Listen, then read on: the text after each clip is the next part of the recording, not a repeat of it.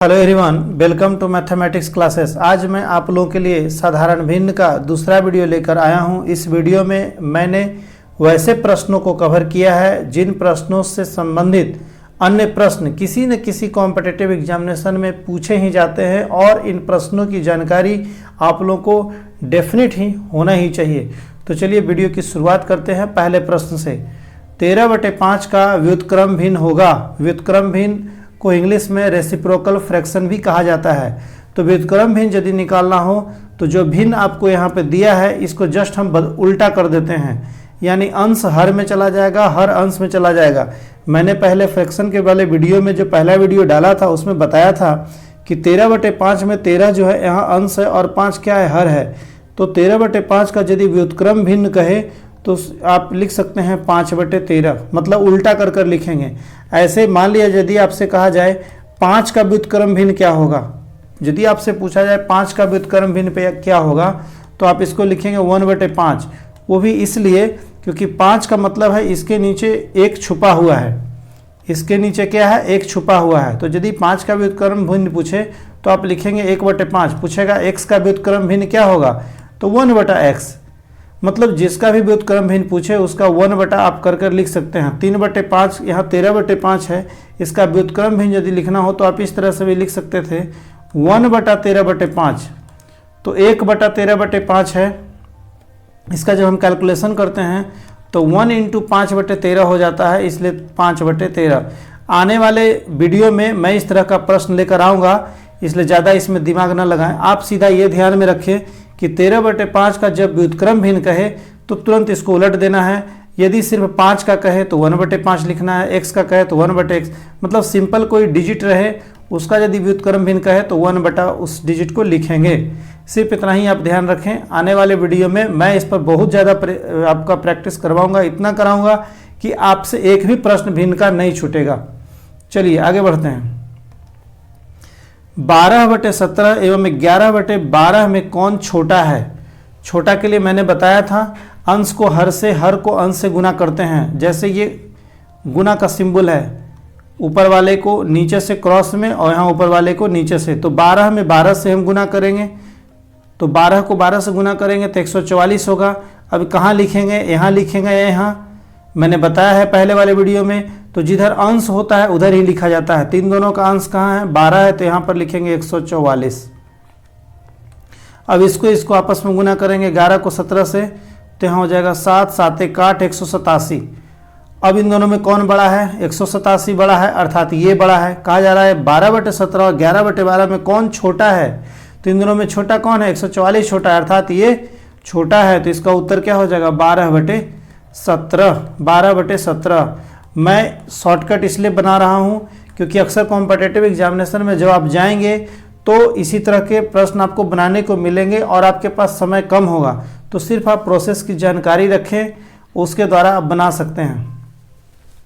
मैं आने वाले वीडियो में या जब ये लेक्चर सारा समाप्त हो जाएगा तो उसके बाद डिस्क्रिप्टिव मैथ भी बनाकर आप लोग को बताऊंगा कि कैसे बनता है। लेकिन फिलहाल अभी आप सीखें कैसे हम किसी ऑब्जेक्टिव प्रश्न को सॉल्व कर सकते हैं। तो इसे बनाने के लिए आप देखे होंगे 12 को 12 से कि 144, 17 को इससे गुना किया 187। छोटा कौन है, 144 है, तो इसके सामने 12/17। तो छोटा यहाँ पूछा जा रहा, तो छोटा कितना होगा 12/17, अर्थात इसका उत्तर कितना होगा 12/17। यदि पूछा जाता कौन बड़ा है तो क्या हो जाता 11/12 होता, क्योंकि 187 इसके सामने था। चलिए आगे बढ़ते हैं। 7/9, 9/10, 11/5, 8/11 तथा 2/5 में कौन भिन्न छोटा है। अब इस सारे में पूछा जा रहा है छोटा भिन्न कौन सा है। तो मैंने बताया था छोटा भिन्न के लिए आप क्या करेंगे, हर दो भिन्न का आपस में कैलकुलेशन करेंगे, उसमें से बड़ा छोटा निकालेंगे। छोटा भिन्न पूछा जा रहा है तो सभी में से हम छोटा भिन्न निकालते जाएंगे, जो छोटा होगा वही छोटा निकलेगा। जैसे इन दोनों का पहले हम निकाल कर छोटा निकालेंगे। देखिए 7 को यदि हम 10 से गुना करेंगे तो यहाँ 70 होगा। 9 को यदि हम 9 से गुना करेंगे तो यहाँ 81 होगा। ठीक है, 9 को 9 से गुना किए 81 हुआ। अब बताइए इनमें छोटा कौन है, 70 है। इट मीन्स 7/9 इन दोनों में क्या हो गया, छोटा हो गया। 7/9 इन दोनों में छोटा हुआ है, लेकिन अन्य 3 अभी फ्रैक्शन 3 भिन्न अभी बचा हुआ है, इसमें से भी छोटा मुझे चुनना है। तो इन दोनों में 7/9 हुआ। अगला कौन सा है 11/5। अब इन दोनों में से हम पहले निकाल लेते हैं 7/9 11/5 में छोटा कौन है, छोटा पूछा जा रहा है, तो छोटा पर ही काम करना है। अब 7 को 5 से गुना करेंगे, यहाँ 35 होगा, 9 को 11 से गुना करेंगे 99 होगा। अब छोटा कौन हुआ, 35 हुआ, तो कौन छोटा हुआ, 7/9 ही छोटा हुआ। फिर अब आगे कैलकुलेशन करेंगे, एक लिखा जाएगा 7/9 और फिर एक क्या लिखा जाएगा 11/5 का, तो कैलकुलेशन हो गया। अब 8/11 का कैलकुलेशन करेंगे, तो यहाँ लिखेंगे 8/11। अब आप गुना करें, 11 को 7 से गुना करेंगे तो 77 होगा और 9 को 8 से गुना करेंगे तो कितना होगा, 72 होगा। अब इन दोनों में छोटा कौन है, 72 है, यार अर्थात 72। इसके सामने 8/11, मतलब 8/11 क्या है, छोटा है। और भी है, यस 2/5 है। अब 8/11 का 2/5 के साथ कैलकुलेशन किया जाए, 2/5 के साथ, तो 8 5 यहाँ हो जाएगा 40 और यहाँ कितना हो जाएगा 11 दूना 22, 11 दूना 22। अब इसका आप कैलकुलेशन करें, कौन छोटा है, 2/5 छोटा है, 22 छोटा है, 22 के सामने 2/5 है, अर्थात 2/5 क्या हो गया, छोटा हो गया। अब इसके बाद कोई भिन्न नहीं है, तो लास्ट में 2/5 मेरे पास छोटा है, पूछा जा रहा है कौन सा भिन्न छोटा है, तो उत्तर होगा 2/5। आपने कॉपी में इस तरीके से पूरा आप उतारेंगे, दो भिन्न को लिखकर कैसे मैंने छोटा निकाला, फिर जो बचेगा उसका दूसरे के साथ कैलकुलेशन करेंगे। प्रोसेस से बढ़ते हुए जाएगा, जो छोटा निकल कर आया 2/5, तो सबसे छोटा भिन्न हो गया 2/5। जब इसी में पूछा जाता सबसे बड़ा भिन्न कौन है, तो हम बड़ा का हमेशा निकालते हुए आगे बढ़ते। जैसे इन दोनों में मैं जब कैलकुलेशन किया तो बड़ा कौन निकल कर आ रहा था 81, तो 81 का वाला कैलकुलेशन अर्थात 9/10 वाले का कैलकुलेशन होता, फिर उसका अगले से होता। तो छोटा पूछा जा रहा था, इसलिए छोटा का कैलकुलेशन करते हुए मैं आगे बढ़ा। चलिए आगे की ओर बढ़ते हैं। 6/5, 7/5, 8/5, 9/5 में कौन सबसे बड़ा है। अब इसमें बड़ा पूछा जा रहा है। एक बात ध्यान दें, यहाँ पे जितना आप भिन्न देख रहे हैं उसमें हर जो है सबका सेम है, हर जो है सभी का सेम है। देखिए 5 यदि होता है तो मैंने अभी जस्ट पहले बताया था, इसके नीचे क्या होता है, एक छुपा होता है, मतलब एक हो या ना हो बात बराबर है। लेकिन आप इसको 5 पढ़ते हैं तो यदि एक ही भिन्न अलग अलग है लेकिन हर जो है आपस में सबका सेम हो, हर अर्थात 5 सभी जगह है सेम हो, तो नीचे वाले को गौण कर लेते हैं, अर्थात हर को गौण कर लेते हैं, सिर्फ अंश पे इसका ध्यान देते हैं। तो जो अंश बड़ा होगा वह बड़ा भिन्न होगा, जो अंश छोटा होगा वह छोटा भिन्न होगा।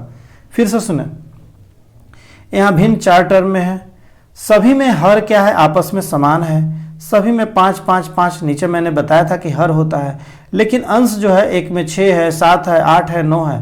तो यहाँ पर देखने से ऐसा फील हो रहा है कि हर जो है आपस में सभी का समान है। तो वैसे कंडीशन में जब हर सबका समान हो तो अंश जो बड़ा होता है वो सबसे बड़ा भिन्न होगा, अंश जिसका छोटा होता है वो सबसे छोटा भिन्न होगा। तो यहाँ पूछा जा रहा है सबसे बड़ा, हर सबका समान है, तो हर वाले पर आप ध्यान न दें। सबसे बड़ा कौन है, 6 7 8 9 में 9 बड़ा है, अर्थात कह सकते हैं सबसे बड़ा भिन्न क्या होगा, 9/5 होगा। तो सबसे बड़ा भिन्न 9/5 होगा। यदि इसमें पूछा जाता सबसे छोटा भिन्न कौन सा है, तो उत्तर होता 6/5। क्यों, क्योंकि छोटा है।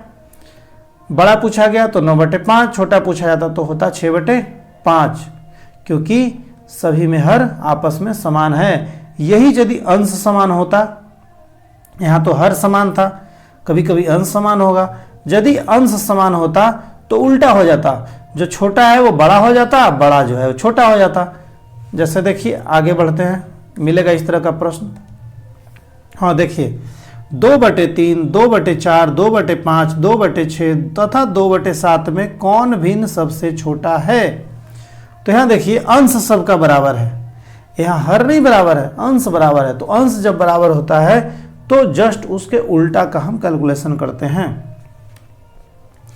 तो सबसे छोटा कहा जा रहा है, तो छोटा यहाँ कौन सा है, 3 है छोटा, तो 2/3 छोटा नहीं होगा, छोटा जब भी होगा तो कौन होगा, 2/7 होगा। मैंने क्या कहा था कि जब छोटा पूछे तो बड़ा लिखना है, मतलब उल्टा कर देना है, बड़ा पूछे तो छोटा लिख देना है।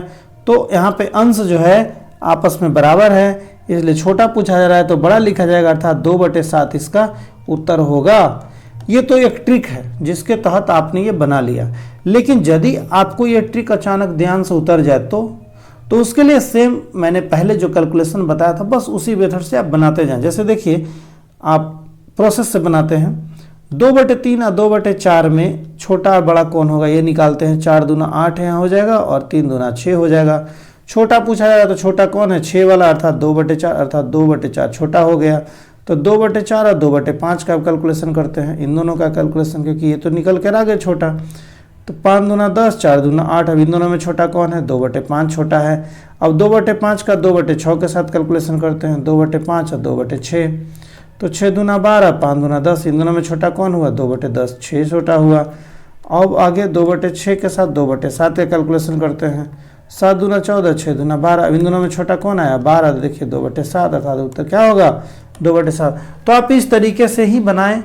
यदि आप भूल जाएं कि बड़ा किस तरीके से निकाला जाता था, किस तरह से छोटा निकाला जाता था, ये मैंने एक ट्रिक बनाया जिसके तहत आप आसानी से निकाल सकते हैं। यदि आपको ट्रिक याद ना हो तो सिर्फ और सिर्फ इसी रूल से हमेशा बनाएं, रिजल्ट आपका बिल्कुल सही आएगा, कोई इसमें शक नहीं रहेगा कि गलत हो रहा है मेरा।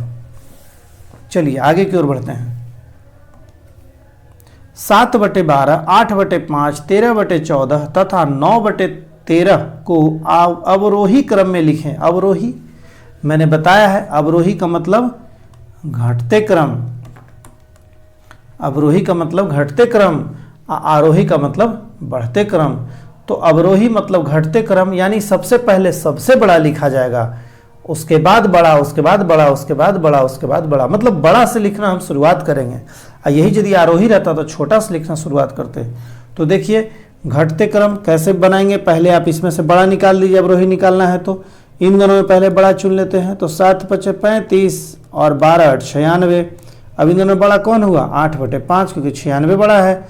अब 96 8/5 का हम कैलकुलेशन करते हैं 13/14 के साथ, करिए। 14×8 बलोतल से, 13×5 = 65, तो बड़ा कौन हुआ, 8/5, तो ये हो गया। अब 8/5 का कैलकुलेशन करेंगे किससे, 13/4 का तो हो गया, 9/13 से करके देखा जाए तो 9/13 से 13×8, 13×8 चलोतल से, और 15×9 = 35 से, तो कौन हो गया बड़ा, 135 वाला बड़ा, अर्थात 9/13 बड़ा हो गया। तो इसमें पहला होगा कौन सा, 9/13, पहला बड़ा कौन सा होगा, 9/13 होगा। उसके बाद बड़ा कौन होगा, 9/13 तो हम निकाल लिए। अब इन तीनों में बड़ा कौन है, तो फिर अब कैलकुलेशन करेंगे। इन दोनों का कैलकुलेशन किए थे तो कौन बड़ा आया था, देखिए इन दोनों का जो कैलकुलेशन किया था तो बड़ा 96 था, अर्थात 8/5 बड़ा था। तो इन दोनों में बड़ा कौन था, 8/5 और 13/4 में 112, अर्थात 8/5 बड़ा था, 8/5 ही था। तो अब लिखाएगा कौन सा, 8/5। अब देखिए 8/5 निकल गया। अब दो कौन बचा, ये बचा और ये बचा, 7/12, 13/14, इन दोनों का पहले फिर कैलकुलेशन करना पड़ेगा। 7/12 और 13/14 का करिए, इन दोनों में कौन बड़ा है, 14×7 = 98, और 13 को 12 से कीजिए, 12×3 = 36 का 6, बाकी बच गया 3, 12×3 = 15, 156, बड़ा कौन हो गया, 13/14। तब लिखाएगा 13/14, फिर होगा 7/12। अब देखिए यहाँ अवरोही क्रम कहा जा रहा है, तो मैंने बताया था अवरोही में ग्रेटर देन का सिंबल होता है, ग्रेटर देन यानी 2 पाई आगे, देखिए जिधर बड़ा होगा, ये बड़ा है तो इस तरह से सिंबल पड़ेगा जिसे ग्रेटर देन कहते हैं, फिर इस तरह से होगा, उसके बाद ये लिखा जाएगा, फिर इस तरह से होगा, अर्थात इसमें सिंबल होगा ग्रेटर देन का। आप इस चिन्ह को भी ध्यान रखेंगे, क्योंकि कभी कभी एग्जामिनेशन में अवरोही क्रम या आरोही क्रम जब लिखेंगे तो सिंबल का भी यूज कर दिया जाता है, जिसमें सब अंक जो आप भिन्न देख रहे हैं इसी तरह से होंगे, लेकिन एक में चिन्ह इस तरह का रहेगा, अगले में चिन्ह किसी और का रहेगा, इसलिए इसको भी याद रखना है। चलिए अगले प्रश्न की ओर बढ़ते हैं। अवरोही मैंने बना लिया, अब आरोही देखते हैं। आरोही में क्या करेंगे, सबसे छोटा को सबसे पहले लिखेंगे, आरोही मतलब बढ़ते क्रम में। तो इन दोनों का पहले 2-2 का कैलकुलेशन करते हैं, तो 9×5 = 45 और 13×7 = 21, 1 13×7 = 91। तो इन दोनों में छोटा कौन सा हुआ, आरोही लिखना है, तो 5/13 छोटा हुआ। अब 5/13 का जस्ट बगल वाले सब करते हैं, 9/16 और 5/13 का कैलकुलेशन किया जाए, तो 13 17 से हो गया और 16 5 80, तो छोटा कौन सा हो गया 80, यानी 5/13 हो गया। 5/13 का कैलकुलेशन करेंगे 7/9 से किया जाए। 9 5 45 और 63 63 91, छोटा कौन सा हुआ 45 हो गया, अर्थात 5/13 छोटा होगा, तो उत्तर पहले क्या लिखेगा 5/13 कॉमा। तो ये तो छोटा निकल गया। अब इन तीनों में छोटा निकालना है, 7/9 और 9/16 में पहले निकाल लिया जाए, ठीक है। तो 7/9 और 9/16 में कौन छोटा होगा भाई, 16 7, देखिए 7/9 और 9/16 करिए, तो 16 7 16 7 7 6 42 7 बलोतल से 112, ठीक है। और 9 9 81, छोटा कौन सा हुआ 9/16, तो यहाँ लिखाएगा 9/16। देखिए आरोही क्रम कह रहा है तो छोटा लिखा जाता है, तो छोटा में चिन्ह कैसे लिखाएगा, इस तरीके से मैंने बताया था, जिधर छोटा होता है उधर एक बिंदु होता है, जो बड़ा होता है उधर 2, तो इधर 2 बिंदु 2 लाइन हुआ तो ये बड़ा हो गया, ठीक है। इसके बाद फिर लिखा जाएगा इस तरह से सिंबल, देखिए 9/16 तक लिख लिया मैंने। अभी कौन सा बचा है 7/9 और 9, ये 7/9 और 7/9, अच्छा 2 बार 7/9 7/9 का प्रयोग किया गया, ध्यान दें। तब दोनों तो सेम है, तो इस तरीके से लिखेंगे 7/9, और दोनों सेम है तो बराबर 7/9 लिखेंगे। क्लियर, यहाँ भी 7/9 है, यहाँ भी 7/9 है।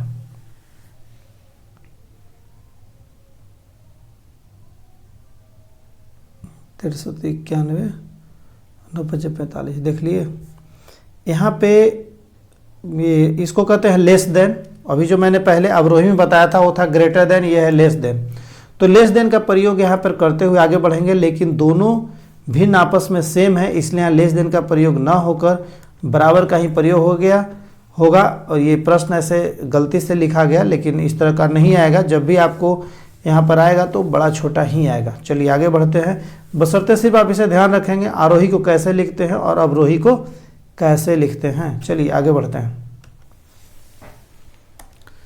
यदि किसी धन और उसके 5/8 भाग में अंतर 300 रुपये का हो तो धन ज्ञात कीजिए।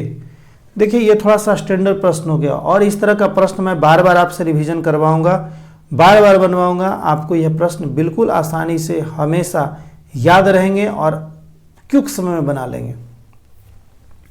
करा यदि किसी धन और उसके 5/8 भाग में अंतर 300 रुपये का हो तो धन ज्ञात करें।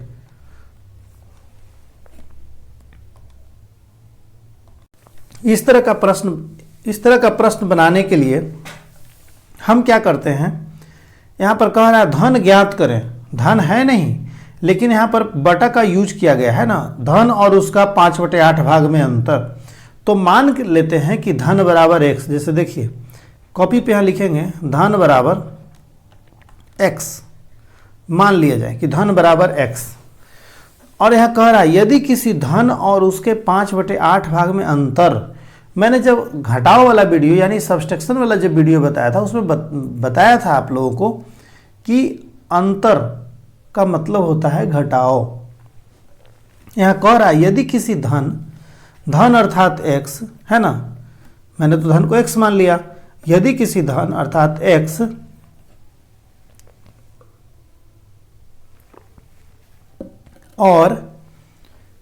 और उसके 5/8 भाग में, अर्थात धन का उसके मतलब धन का 5/8 भाग, तो धन का अर्थात x हो गया का 5/8 भाग में अंतर अर्थात माइनस कितना है 300 रुपये का है बराबर 300, तो धन बताएं, तो धन कितना होगा। देखिए ये जो मैंने इक्वेशन, इसे इक्वेशन कहते हैं, इसे मैंने जो लिखा उसको यहाँ पर जब आप अच्छे से पढ़ेंगे, ध्यान से पढ़ेंगे तब समझ में आएगा।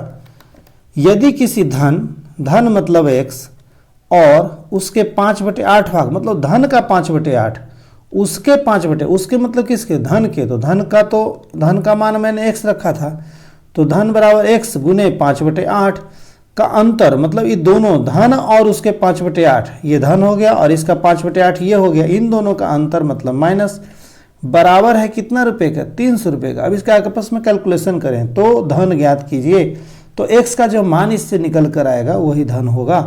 तो देखिए x माइनस 5 को x से गुना करेंगे तो हो जाएगा 5x/8 बराबर 300।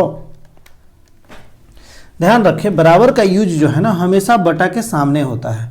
अब देखिए ये क्या है, भिन्न का घटाव है, इस तरह का भिन्न आपने बनाया होगा। जब इसके नीचे कुछ नहीं तो 1 है, 1 और 8 का लघुत्तम 8 होगा, तो यहाँ कितना हो जाएगा 8x माइनस 5x बराबर हो जाएगा 300। अब 8x में से 5x आप घटाइए तो कितना हो जाएगा 5 3 8 3x बटे 8 बराबर हो जाएगा 300। अब क्या होगा, बराबर के दोनों तरफ ऊपर वाला जो आपस में कटता है, मैंने यह भी बताया था, 3 को इसको काटिए 100 बार में कटेगा, ठीक है। तो x बराबर कितना हो जाएगा, x बराबर हो जाएगा इसके नीचे कुछ नहीं तो 1, क्रॉस मल्टीप्लिकेशन होता है, x का आप गुना करेंगे 1 से और 8 का 100 से, तो x बराबर हो जाएगा कितना 800। x बराबर हो जाएगा, x को 1 से गुना करेंगे एक x ही होगा और 8 को 100 से गुना करेंगे 800 होगा, तो x बराबर हो गया 800। x किसको माने थे, धन को माने थे, तो धन कितना हो गया, धन बराबर हो गया 800, अर्थात 800 रुपये धन होगा, धन का मान होगा 800 रुपया। फिर से समझे, यदि किसी धन और उसके 5/8 भाग में अंतर 300 रुपये हो, धन का मतलब x माइनस उसका 5/8 मतलब x का 5/8, अंतर कह रहा था अंतर, जोड़ कहता था जोड़, योगफल कहता था योग, जोड़ का सिंबल होता, बराबर हो रहा है 300। तो बराबर हो रहा है 300। जब इसका कैलकुलेशन करेंगे आगे की ओर तो आप यहां देखेंगे कि यह भिन्न का फॉर्म में है, तो आप 1 8 का लघुत्तम लेंगे 8, 8 को 1 से गुना करेंगे 8x, और यहाँ 8 8 तो भाग ही पड़ता है, 1 होगा तो 1 को 5 से गुना करेंगे 5x, तो 8 में से 5 जाएगा कितना हो जाएगा 3x/8, और 300 तो 300 है, 3 से इसको जब काटेंगे तो 100 होगा। अब x बराबर हो जाएगा 8 को 1 से गुना करेंगे 800, अर्थात धन बराबर हो जाएगा 800। इस तरह के प्रश्न का अभ्यास मैं और भी कराऊंगा, परेशान ना हो। आइए की ओर बढ़ते हैं। किसी संख्या और उसके 1/3 भाग का अंतर 200 हो तो संख्या ज्ञात करें। यहाँ पूछ रहा है संख्या ज्ञात करें, तो मान लेते हैं, मान लिया जाए कि संख्या बराबर, मान लेते हैं कि संख्या बराबर कितना है x है, ठीक है। अब प्रश्न से आते हैं, लिखते हैं प्रश्न से, पहले भी लिख सकते थे प्रश्न से, कोई इशू नहीं है, लिख भी सकते हैं नहीं भी लिख सकते हैं। देखिए संख्या बराबर मान लीजिए x है, कह रहा है किसी संख्या और, किसी संख्या मतलब कोई संख्या कौन सा, जो भी मैंने माना था x, किसी संख्या और उसके 1/3 मतलब संख्या का 1/3, तो क्या लिखा जाएगा x का 1/3 मतलब उसके 1/3 मतलब संख्या का 1/3, तो संख्या तो x है, x का 1/3 का मतलब गुना होता है, ठीक है। भाग का अंतर, अंतर माने होता है यहाँ क्या, घटाव, अंतर कितना है 200 है, अर्थात इसका मान हो गया 200। तो संख्या ज्ञात करें। अब इसमें से आपको संख्या निकालना है, संख्या मतलब x निकालना है, x का जो मान होगा वही संख्या होगा। फिर से देखिए इक्वेशन मैंने कैसे लिखा, करा किसी संख्या अर्थात x और उसके 1/3 भाग अर्थात x गुने 1/3 का अंतर अर्थात माइनस, योगफल रहता था योगफल देते, बराबर है कितना 200, अंतर 200 मतलब इन दोनों का अंतर है 200, तो 200 इधर लिखे बराबर के एक तरफ। तो संख्या ज्ञात करें। अब इसका कैलकुलेशन करते हैं, तो ये है x/1 माइनस x/3, x को 1 से गुना करेंगे तो x ही होगा, बराबर 200। अब इसमें करते हैं कैलकुलेशन, नीचे हो गया 3, यहाँ हो जाएगा 3x माइनस x बराबर 200। अब इसको घटाइए, 3 में से जब x जाएगा तो 3, x यहाँ 3 ठो है, x यहाँ 1 है, कुछ नहीं आगे तो 1 लिखा है, 3 में से 1 जाएगा 2 होगा, तो 2x बराबर 3/3 बराबर 200। अब इसको आगे काटते हैं, देखिए कटेगा कैसे, 2 से 100 को काटेंगे, 2 से जब 200 को काटेंगे तो 2 से भाग देंगे 1 ही होगा और डबल 0। मैंने बताया था काटना का मतलब भाग देना, तो 2 से इसको भाग देंगे 100 होगा। अब इसके नीचे कुछ नहीं तो एक, अब एक को एक से गुना करेंगे x हो जाएगा, और 3 को 100 से गुना करेंगे 300, अर्थात x बराबर हो गया 300। x किसको माने थे? संख्या को माने थे, तो संख्या बराबर कितना होगा? संख्या बराबर होगा 300। संख्या बराबर 300। किसी संख्या अर्थात x और उसके 1/3 भाग, x का 1/3 भाग बराबर है 200। इसका कैलकुलेशन करेंगे, यहाँ एक को x को 1/3 से गुना करेंगे, x/3 बराबर है 200। 3 का जब लघुत्तम लेंगे तो होगा 3, यहाँ तो 3 को जब 1 से भाग देंगे तो 3 ही आएगा। 3 को फिर 1 से गुना करेंगे 3x होगा, और -1 क्योंकि 3 तो 3 से भाग देने पर 1 होगा, 1 को 1 से गुना करेंगे x होगा। 3 में से एगो x चला जाएगा तो 2x बचेगा, 2x/3 बराबर यहाँ 200। 2 से 200 को काटेंगे तो 100 होगा, x बराबर हो जाएगा 100 को 1 से गुना करेंगे 300। 300 अर्थात संख्या बराबर 300। अगले वाले प्रश्न की ओर बढ़ते हैं। देखिए, किसी धन का 1/3 भाग यदि 27 हो तो धन ज्ञात करें। फिर करा धन ज्ञात करें। इस तरह के प्रश्न में हमेशा आप मानकर बनाएंगे तो बहुत अच्छा करेंगे। तो फिर हम मान लेते हैं, यहाँ पूछा जा रहा है धन ज्ञात करें। मान लेते हैं कि धन कितना है? x है। सपोज दैट धन बराबर x। तब यह देखिए बनाते हैं, धन का मतलब x का मतलब गुना, धन का मतलब x का 1/3 भाग, 1/3 भाग मतलब यही हो गया 1/3। यदि 27 हो, मतलब कह रहा है x का 1/3 जो है 27 है, तो पूछ रहा है कि धन ज्ञात करें। फिर से देखिए, किसी धन का 1/3 भाग, तो धन तो x है, का माने गुना हो गया, 1/3 लिख दिए। क्या हो? यदि 27 हो, मतलब बराबर 27 है, तो आपको धन निकालना है। तो देखिए कैसे निकालते हैं, x को 1 से गुना करेंगे तो x/3 बराबर हो जाएगा कितना? 27। अब इसके नीचे कुछ नहीं तो 1 है। मैंने बताया था कि जब बराबर के दोनों ओर बटा हो तो क्रॉस मल्टीप्लिकेशन होता है, क्योंकि आपस में तो कटेगा है नहीं, x क्या है? कुछ है नहीं। अब ये दोनों क्या होगा? x को 1 से गुना करेंगे तो x हो जाएगा, और 27 को 3 से गुना करेंगे, ही ना होगा। 27 दिया 7 या 21, 3 दूनी 64 या 81, तो x बराबर हो गया 81। तो यहाँ पर धन कह रहा था, अर्थात धन बराबर कितना होगा? धन बराबर होगा 81। धन बराबर होगा 81। फिर से समझे, धन को मैंने x माना तो धन के जगह x गुने 1/3 लिखा। यदि 27 है तो इसका मान 27 बता रहा है, तो मैंने x को 1 से गुना किया, x/3 बराबर 27। तो x बराबर 27 को 3 से गुना से देती है 81, अर्थात धन बराबर 81। चलिए आगे बनाते हैं। यदि किसी संख्या का 4/5 भाग यदि 48 हो तो संख्या ज्ञात करें। मान लेते हैं संख्या x है, तो x का माने गुना, संख्या माने x हुआ, x का 4/5, तो 4/5 संख्या मतलब x का माने गुना 4/5 भाग यदि क्या हो? 48 हो, मतलब दे रहा है 48। ठीक है, x का 4/5 भाग 48। अब इसे कैलकुलेशन करते हैं, तो 4x/5 बराबर होगा 48/1। इसका कुछ नहीं तो 1 है। 4 से काटेंगे तो 12 × 48 कट जाएगा, अर्थात x को जब 1 से गुना करेंगे x, अब 12 को 5 से गुना करेंगे तो 12 गुने 5, 12 × 60। तो x बराबर हो गया क्या? 60। तो यह 60 क्या है? संख्या है जिसे मैंने माना था। तो संख्या कितना होगा? 60 होगा। फिर से समझे, किसी संख्या का 4/5, मतलब संख्या तो मैंने x माना, तो x का 4/5 बराबर 48। तो 4/5, 4 को जब 1 से गुना करेंगे 4x/5 बराबर 48। 4 से जब इसको भाग देंगे तो 12 × 48, तो x/5 बराबर 12/1 होगा। तो x को 1 से गुना करेंगे, x 12 को 5 से गुना करेंगे, 12 × 5 60, अर्थात संख्या बराबर 60। अगले प्रश्न की ओर बढ़ते हैं। चलिए, 500 का 1/5, 500 का 1/5 तो कैसे बनाएंगे? तो 500 का तो 500 लिखेंगे, का माने होता है गुना 1/5। अब देखिए कटता है, काटिए इसे। 5 से जब काटेंगे तो हो जाएगा 100।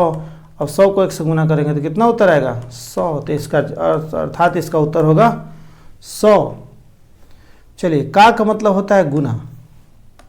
यहाँ देखिए 84 का, तो फिर यहाँ लिखेंगे 84, का माने गुना 1/2, फिर का माने गुना 1/2। अब इसका कैलकुलेशन करेंगे तो 2 से इसको काटेंगे, 84 से कट ही रहा है, काटिए। 2 × 8, 2 × 4 42, फिर 2 से कट रहा है, काटिए। 2 × 4 1, और 21 दूना 42, 21 हो गया। अब 21 को 1 से गुना करें कितना हो जाएगा 21, अर्थात इसका उत्तर कितना होगा 21 होगा। इस तरह के प्रश्न का बार बार जब रिवीजन करेंगे तो बनाना आसान होगा। और जब हम परसेंटेज बनाएंगे या कोई भी मैथ बनाएंगे, कितनों भारी से भारी, कठिन से कठिन ही मैथ क्यों ना हो, आप जब बनाएंगे तो बिल्कुल आसानी से बना लेंगे। लेकिन ये प्रोसेस आपको पता होना चाहिए, तभी आप बना पाएंगे। तो मैं इतना रिवीजन कराऊंगा कि आप अच्छे से बना सकते हैं। अभी परेशानी हो रही होगी, जो बनाने वाले हैं उनके लिए तो समस्या नहीं है, लेकिन जिनको समझ में नहीं आता उनके लिए बहुत कठिन ये प्रश्न है। लेकिन मैं विश्वास दिलाता हूँ कि यदि आप इसे बार बार रिवीजन करेंगे तो निश्चित ही अच्छा करेंगे। और मैं यह बार बार आपसे रिवीजन करवाता रहूँगा अपने टेलीग्राम ग्रुप पर। चलिए आगे बढ़ते हैं। x का 4/3 अर्थात x का माने गुना 4/3 बराबर है 400। अब पूछा जा रहा है x क्या होगा, तो कैसे काटते हैं, 4 से इसको देंगे, 4 से काटिए 100 हो जाएगा। अब x को x/3, x को यहाँ कुछ नहीं तो है ना 1, तो x/3 बराबर हो गया कितना 100। ठीक है, इसके नीचे कुछ नहीं तो 1। अब क्रॉस मल्टीप्लिकेशन, ऊपर वाले नीचे से गुना होता है, x को 1 से गुना करेंगे तो x हो गया, और 100 को 3 से तो 300 हो गया, अर्थात x बराबर कितना हो गया 300। तो इसका उत्तर होगा 300। यह ध्यान देना है कि जब बराबर के दोनों तरफ बटा का चिन्ह हो तो हमेशा क्रॉस मल्टीप्लिकेशन में ही गुना होता है, अर्थात अंश को हर से और हर को अंश से गुना होता है। तो x को 1 से गुना किए x, और फिर बराबर देंगे, और यहाँ अंश हर को गुना किए तो हो गया 300। ये तभी लागू होगा जब दोनों तरफ बटा हो, नहीं हो तो फिर हम उसको बना लेंगे बटा के फॉर्म में। जैसे देखिए x/3 हम जब लिखे थे तो यहाँ 100 था, तो दोनों तरफ तो बटा था नहीं, लेकिन इसके नीचे हम 1 लिख दिए तो बटा होने लगा। तो फिर आगे कैलकुलेशन कर लिए। चलिए आगे बढ़ते हैं। इसको देखिए x का 2/5, तो x है का माने गुना 2/5 बराबर है 100। अब क्या करना है, कैलकुलेशन इसका करिए। x का मान पूछा जा रहा है, बिल्कुल आसान है, 2 से डायरेक्ट आप काट सकते हैं। यदि आपको हार्ड लग रहा हो तो डायरेक्ट आप ऐसे करें, 2x/5 बराबर 100 भी लिख सकते हैं, इस तरीके से भी आप बना सकते हैं। नहीं तो आप यहीं काट दें, दोनों का मतलब वही है। हम काटते हैं इसको, 2 से काटेंगे तो 50 दूना 100 होगा, सिर्फ 50 आएगा। तो आप यहाँ क्या लिखेंगे, x/5, इसको हटा दीजिए। जब इस आप इसको गुना करेंगे तो x को इससे गुना करेंगे तो ये हो जाएगा x, क्योंकि यहाँ तो 1 हुआ, कुछ नहीं बचा तो 1 हुआ। 1x/5 बराबर हो जाएगा कितना 50, क्योंकि काटने पर तो यहाँ 50 बचा। अब ध्यान दें, यहाँ 50 है, इधर बटा इधर नहीं है, तो इसको बटा बनाएंगे, इसके नीचे 1 लगाएंगे। तो x को 1 से गुना करेंगे, x को आप x आएगा, 5 को 50 से गुना करेंगे तो 250 होगा, अर्थात इसका उत्तर कितना होगा 250। इस तरह का प्रश्न बार हमेशा ही किसी न किसी एग्जामिनेशन में, खासकर कोर्ट में और जो हम देते हैं SSC GD वगैरह के एग्जामिनेशन में निश्चित ही पूछते हैं। रेलवे वाले एग्जामिनेशन में तो ऐसा प्रश्न बहुत ज़्यादा पूछते हैं, परसेंटेज को उसमें इंक्लूड कर दे दिया जाता है। इसलिए बार बार इसका अभ्यास करें और मुझे पूर्ण विश्वास है कि आप बहुत ही अच्छा प्रदर्शन करेंगे। यदि आपको मेरा वीडियो अच्छा लगा हो तो प्लीज़ मेरे चैनल को लाइक, शेयर और सब्सक्राइब करना ना भूलें, ताकि हर वीडियो का नोटिफिकेशन आपको समय से मिलता रहे। तो चलिए मिलते हैं अगले वीडियो में। Thank you for watching.